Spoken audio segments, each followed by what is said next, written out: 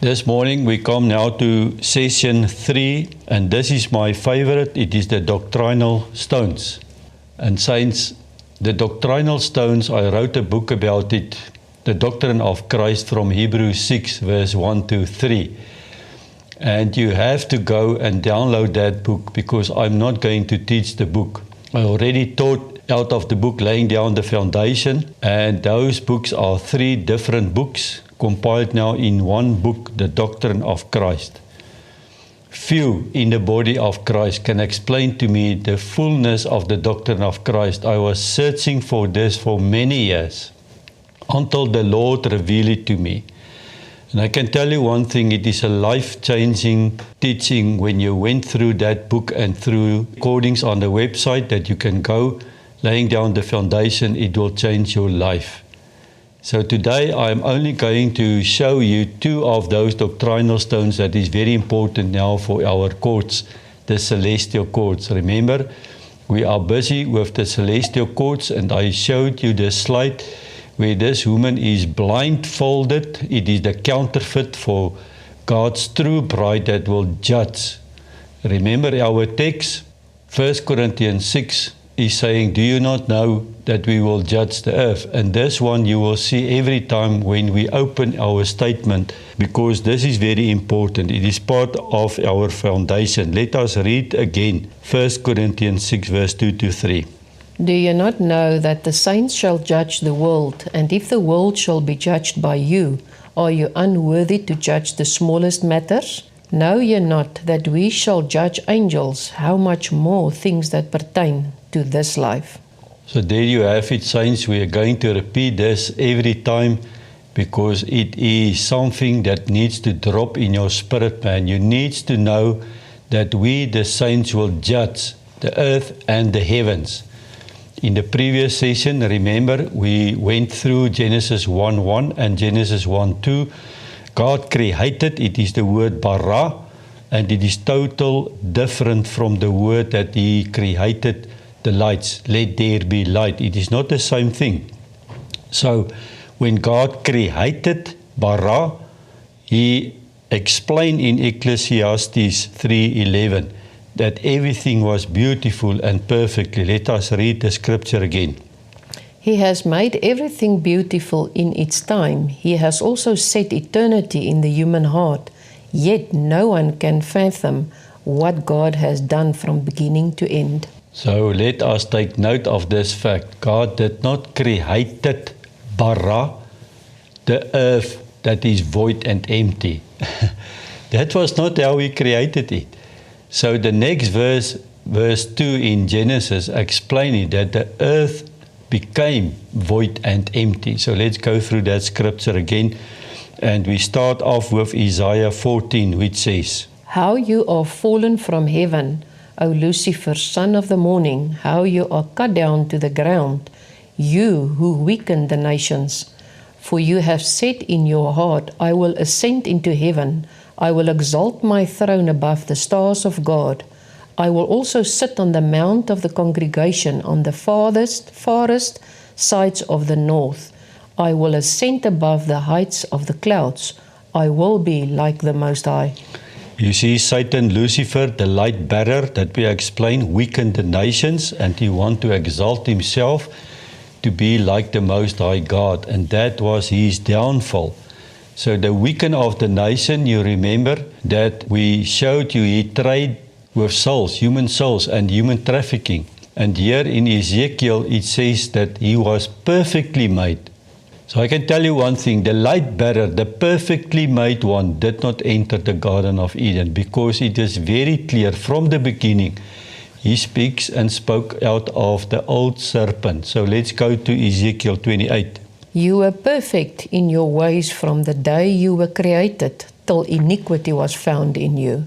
You see, that iniquity exposed everything to him. I'm just going to review what we done from the last session so that we can now build the bridge into this session 3. So Satan, the light bearer, he is now coming up for eternal judgment. And so that brings us now to Hebrews 6, verse 1 to 3. And I'm not going to teach now about it. I just want to give you a quick overview about the resurrection of the dead and eternal judgment. Saints, if you do not understand this principle, I highly recommend you to download that book of me, The Doctrine of Christ, and go through these fundamental foundation stones. If you do not understand the resurrection of the dead and eternal judgment, the rest of my teaching will make no sense to you. There are many opinions, and there is only one truth. So let's look at these verses and you will see for yourself. Hebrews 6 verse 1 is laying down 7 doctrinal stones. Let's first read it. Therefore, leaving the basic teaching of the Messiah, let us move on toward maturity, not laying again a foundation of repentance from dead works and of trust in God. You see, this is now the point. Paul is speaking here. I must now go back to the original oracles.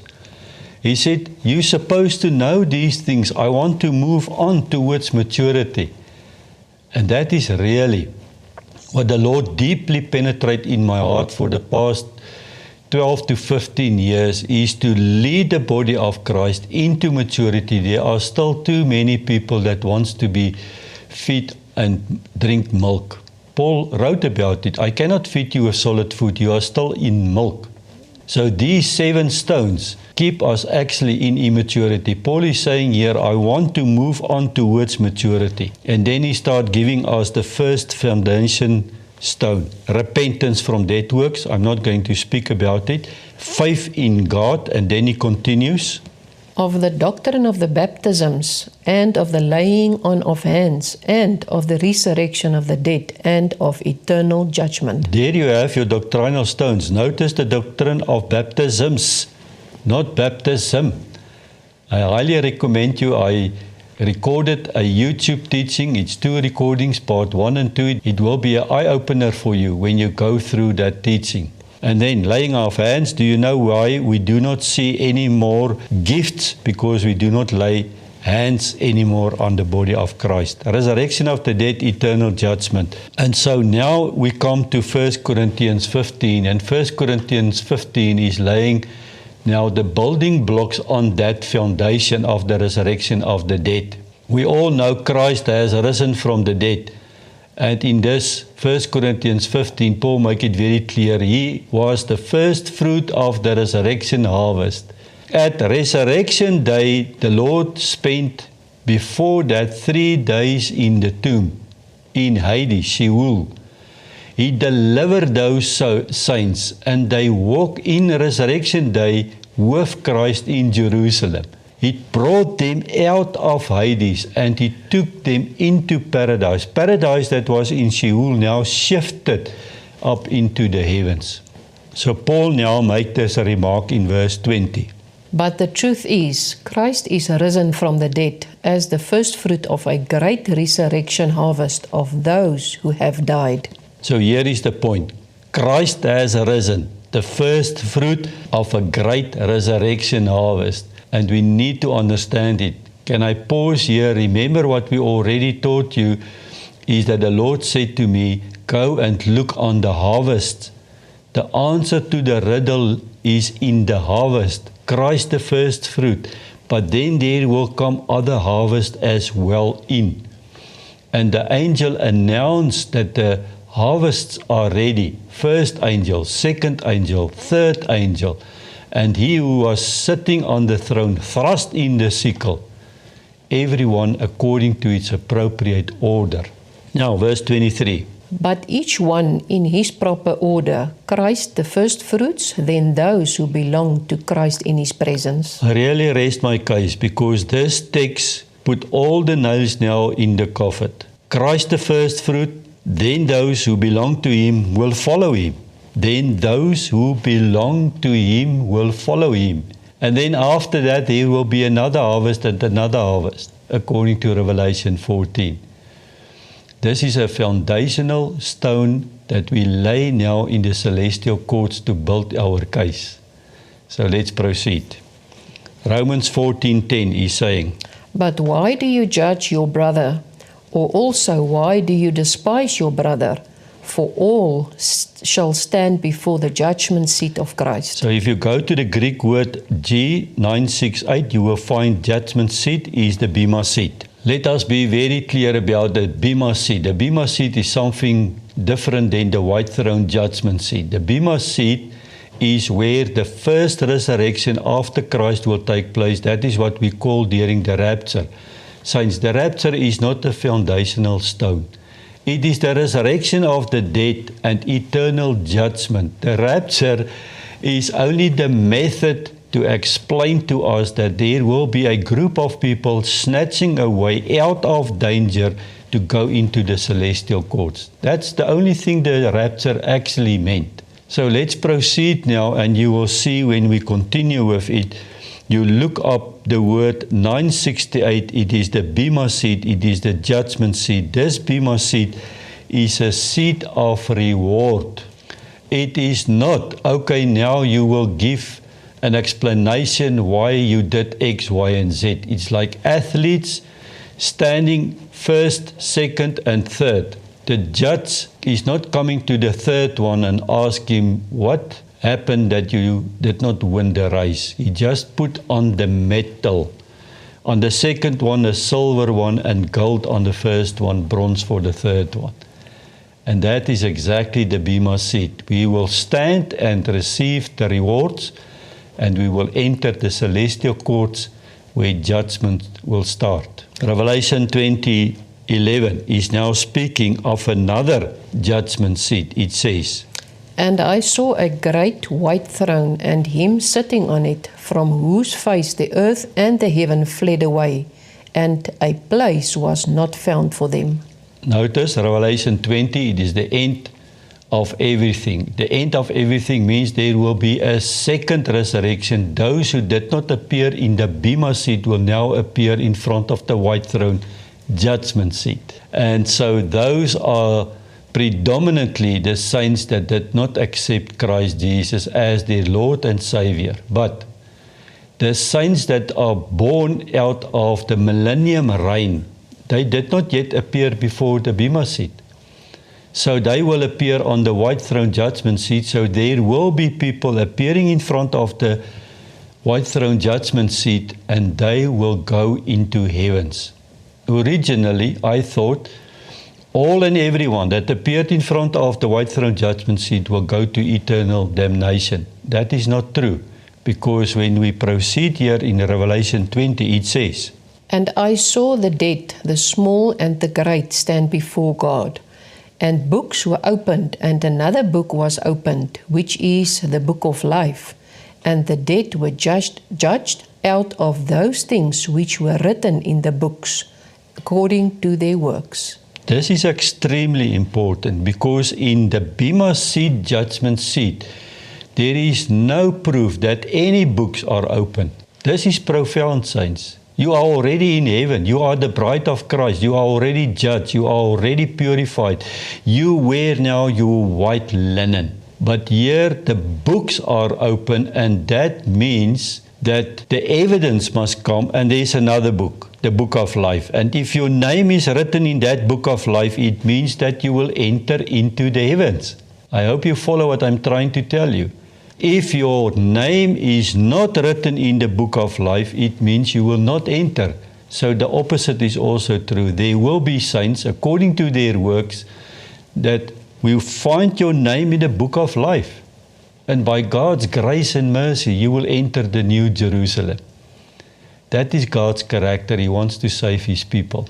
Revelation 20:13 is saying, And the sea gave up the dead in it, and death and hell delivered up the dead in them, and each one of them was judged according to their works. This is now more important, because the sea gave up the dead, death, Thanatos, and hell, Hades. It is a place.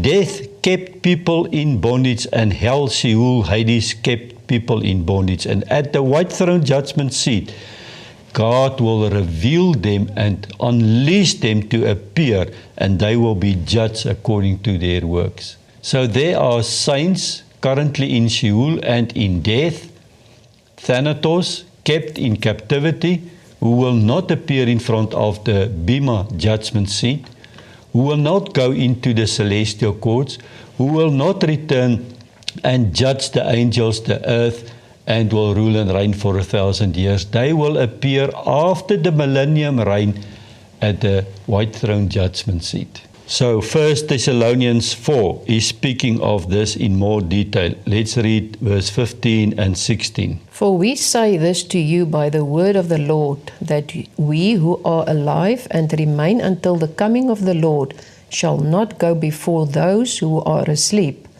For the Lord himself shall descend from heaven with a shout, with the voice of the archangel, and with the trumpet of God, and the dead in Christ shall rise first. You have to listen to my teaching about the doctrinal stones, the eternal judgment, and the first resurrection. I thoroughly discussed this in these verses. I'm not going to teach now about it, but I want you to make sure you understand verse 15 and 16. The first one is saying that on the coming of the Lord with the blow of the shofar, I'm coming to that verse, that we will not proceed those who are already dead. No, at the twinkling of an eye, the dead in Christ will rise, and we will rise simultaneously. They will come down, we will meet the Lord in the air. That is where we received our glorified bodies. Remember, the saints currently in heavens, they did not yet receive the glorified bodies. They are spirits, awaiting the first resurrection. And then the Lord is saying, at that day it will be with a great shout and a great archangel who will blow the trumpet of God. Notice, not the trumpets of Revelation. People are very confused. They speak about the trumpets in Revelation. When Paul wrote the book of Thessalonians, it was his first epistle, many scholars believed. The book of Revelation was not yet published. It came after the epistles of Paul. So when Paul saw this vision, it was the trumpet of God, not the seventh last trumpet of Revelation that John saw. It's different trumpet, saints. So when that trumpet blow, the dead in Christ shall rise first. And then the next verse is saying, Then we who are alive and remain shall be caught up together with them in the clouds to meet the Lord in the air, and so we shall ever be with the Lord. There you have it. I rest my case. Then we that are alive will be caught up into the heavens, and we will be with the Lord forever. To do what? To rule and to reign. To sit in the judgment seat. So let me show you this word caught up is the Greek word 726. And there you see the word harpazo. And harpazo is where the word rapture is coming. Now many people is saying, but the rapture is not in the Bible. Yeah, but the word rapture is not there. It doesn't mean that the concept of the harpazo is not there. And the harpazo is very clear. It's a catching, a pluck away, a pull away, a taking by force out of danger, saints. So don't come to me that many are telling the body of Christ that Jesus was caught up into the heavens. He was not. He was ascended into the heavens. He was not caught out of danger. When you read the scriptures will interpret themselves. You don't need another person to tell you otherwise. Matthew 24, the Lord on the Mount of Olives was saying, And immediately after the tribulation of those days, the sun shall be darkened, and the moon shall not give her light, and the stars shall fall from the heaven, and the powers of the heavens shall be shaken.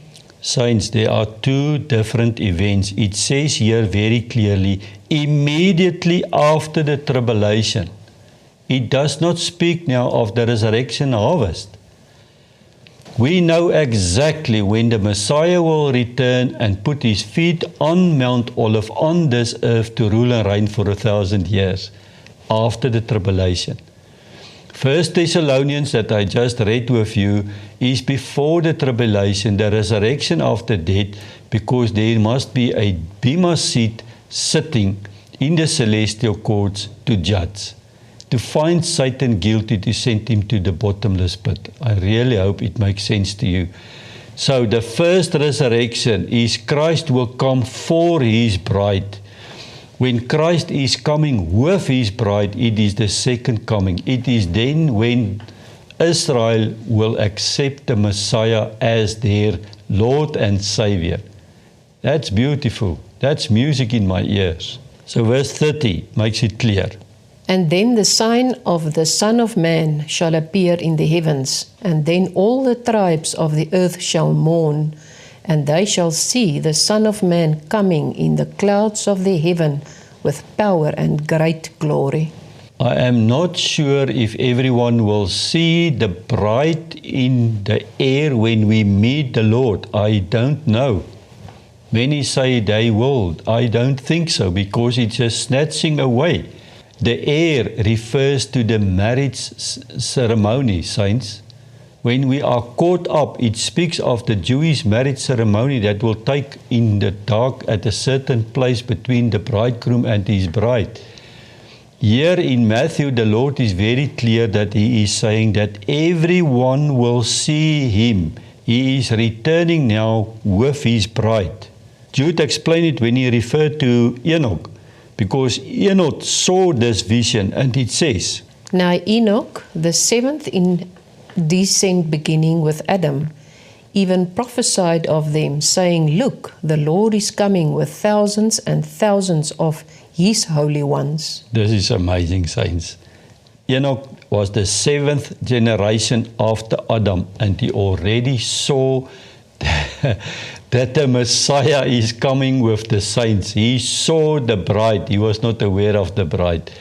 So I don't know where Jude came on this information, but obviously someone, if it is the Holy Ghost, reveal it to him that the Lord will return with thousands and thousands of the holy ones.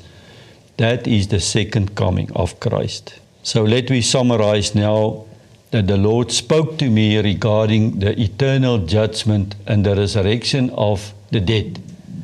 I asked the Lord, Lord, there are many confusion about the topic in the body of Christ, and this is not something that I learned from anyone. The Lord spoke to me, and I went and I did a deep research under the leading of the Holy Spirit. And He said, the answer is in the harvests.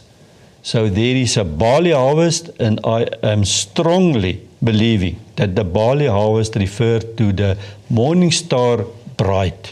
That is the bride who made it unto full maturity, the likeness of Christ inside of her, fully clothed with white linen, that will come into standing before the bema seat, receive her reward, be seated on the thrones with the 24 elders, and the celestial courts will open, the books will come in. Only Christ Jesus, the Lamb, is worthy to open the books. That is the evidence, so that the righteous judge will bring in a verdict to find Satan and his demons guilty. But in the second half, just when the first half of the false peace treaty ends, there will be a wheat harvest. I believe those are the tribulation saints, because they did not make it up to the bema seat. They will come in later. John saw them when he asked the angel, who are these? I know the people seated, but who are these people standing? And the angel said, it's the beheaded saints. Notice that John did not see the beheaded saints. He just saw the souls. It means that they still have their heads. There is a deeper meaning about it. The beheaded saints is another group of people that will come in. They will harvest in another way. And that is where the whole word tribulation is coming in. They need to go through the tribulation. And when Christ returned, the remnant of Israel who went through as the grape harvest, through the throttling of the grapes, they will then receive the Messiah as their Lord and Savior. And that brings us to the completion of Romans 11. Go and read Romans 11. Paul make it clear. The pause, the church age, is to give grace and mercy to the Gentile nations that they can make it unto salvation. The pause is between the 69th week of Jacob's trouble and the 70th week that will start. We are not yet on the Jewish calendar. It is a pause. When the last saint is coming in and the father is saying to his son, go and get your bride. At that specific announcement, the shofar will blow, the dead in Christ will rise, we that remain and still alive on earth will meet them in the air, we will go into the Bema seat. And then a false peace treaty will be signed by the Antichrist. Because when the bride is going out, the Antichrist can come down. The bride is the restraining force, we come to it. And Revelation is very clear that the voice of the bridegroom, the voice of the Spirit, and the voice of the bride is no more on earth to be found. That is when the Antichrist came down and he started to rule and to reign. In the first 3.5 years, there was a so-called peace on earth. It's false peace treaty. And that is where the mark of the beast will be enforced, and there will be saints who will not receive that mark of the beast, and they will come to the Bema seat, but they will stand. They will not be seated and participate in the celestial courts. But all of those saints now forms the body of Christ, and we will return with him, as Jude now announced, with Christ, thousands and thousands of the saints to rule and to reign for 1,000 years. This is my favorite teaching, and that's why I wrote the book. And again, I really want to recommend to you to go download that book, go search for the videos and listen to it, read the book. It will be an eye-opener for you. It will change your life, I guarantee you. So let us proceed now with session 4 in the mighty name of Yah.